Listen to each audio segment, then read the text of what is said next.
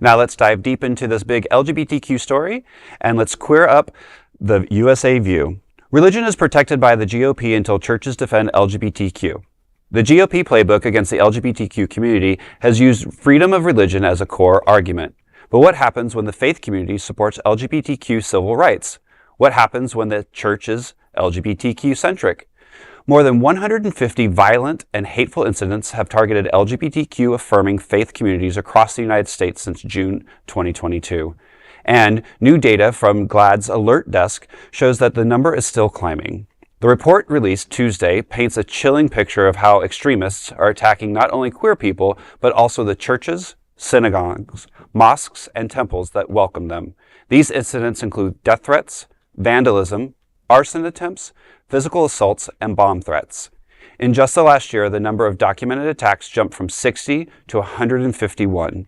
Among those attacked is Bishop Mariann Edgar Budde, the Episcopal leader in Washington, D.C., after she called for mercy for LGBTQ people and immigrants during the National Prayer Service sermon. Then, President Donald Trump demanded an apology.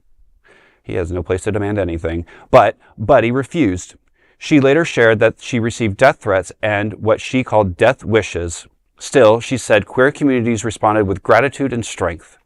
In New Jersey, the First Congregational United Church of Christ was threatened with being burned down after the false claims from Moms of Liberty.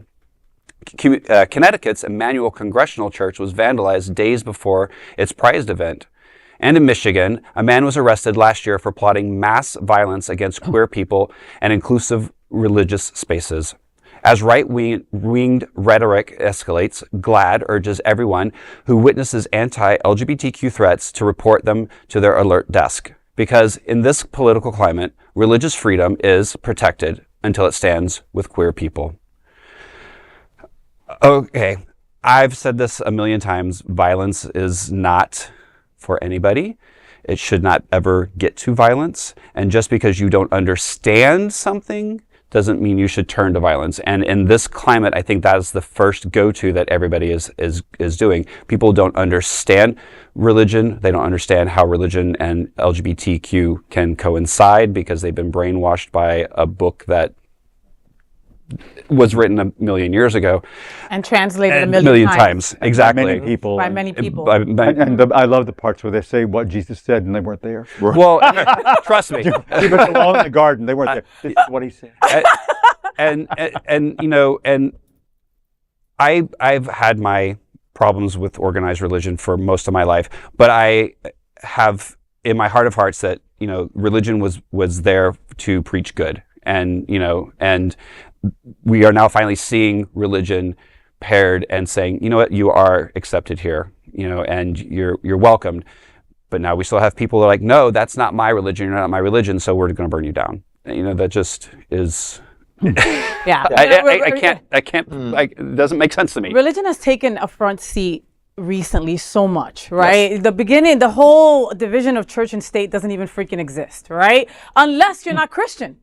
Right? That's the thing, right? Like, it's all well and good if you're religious and Catholic, but if you're anything else, then there's an issue, right? And if you support LGBTQ, then there's an issue, you know? Me and Dale are part of Unity on the Bay. He's a staff member at Unity on the Bay. Unity on the Bay is predominantly Black, brown, and queer. That's what we are, right? We have a bold, incredible minister who wants to be bold and incredible, right? He wants to do Trans Day of Visibility because he's never done it. Which we did because he'd never done it, right? Because that was part of our community that he had not directed, right? And he is gay, by the way, married and has a child. So our senior minister is, and more than half of our staff is gay. So. And we're also at a Jewish temple. Yeah.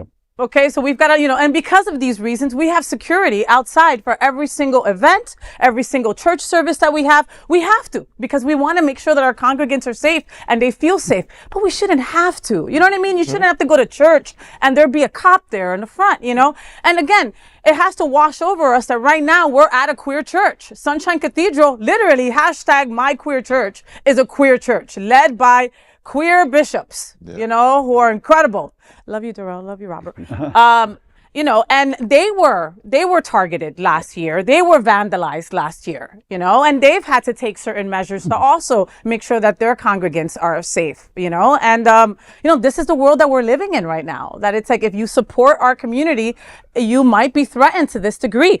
And let's talk about Bishop Budde. All right, that woman is incredible, incredible. Shiro, little woman, right? And like they're in front of Donald Trump, gentle, right? Gentle. I could even say almost frail to a degree, you know. And she's there in front of all those people and did not mince words and took her platform moment to say, "Please have mercy on people." Yep. And nationally, she didn't say anything horrible. She didn't say you're a disgusing piece of shit that should stop tanning. Right. Yeah. She didn't say anything like that. Yet, you know, and yet she got death threats. Like that. I mean, come on. But look at I mean, history. Look at how many wars have been fought in the name of a god or a religion.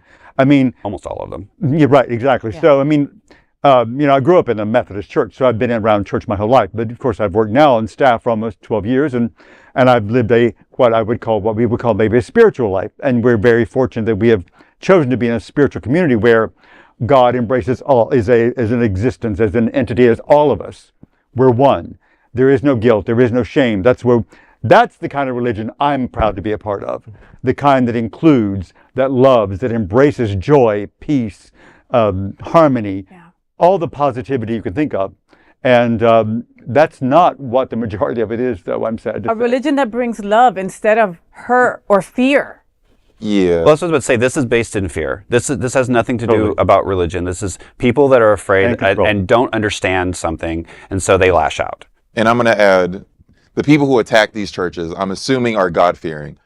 Just picture this. Hold my hand and picture this. They die. They go to the heaven that they believe in, and God meets them at the door, and God says, "Didn't you attack one of my buildings?" I got it all here on camera. You that like egged the house of the Lord? Get the fuck out of my face. That's what's gonna happen to God-fearing people. Yes. You dumbasses. You're going to hell. Yes, and the Lord Jesus God, whatever Buddha, whatever you call him, he curses, just like Bonnie did. You motherfuckers. That is the big LGBTQ story for today. There is no other queer nonprofit media platform like this in the entire world. Support our LGBTQ stories by subscribing and sharing Queer News Tonight.